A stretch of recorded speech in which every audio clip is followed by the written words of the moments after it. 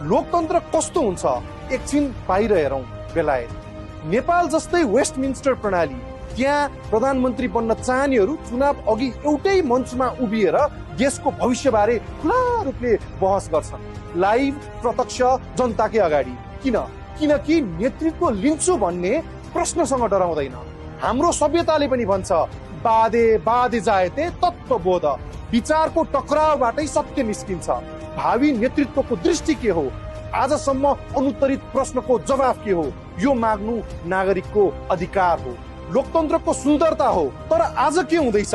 Click farming, घृणा र द्वेषको खेती, सामाजिक सञ्जालबाट कराएर नेतृत्वको दाबी। तर सार्वजनिक बहसमा आउनु परे कुतर्क र पाखण्डीपन। राज्यलाई सर्कस बनाइन्छ, समाजलाई टुक्राइन्छ, विचारलाई गौण बनाइन्छ, मानिसलाई मानिस विरुद्ध उभ्याइन्छ।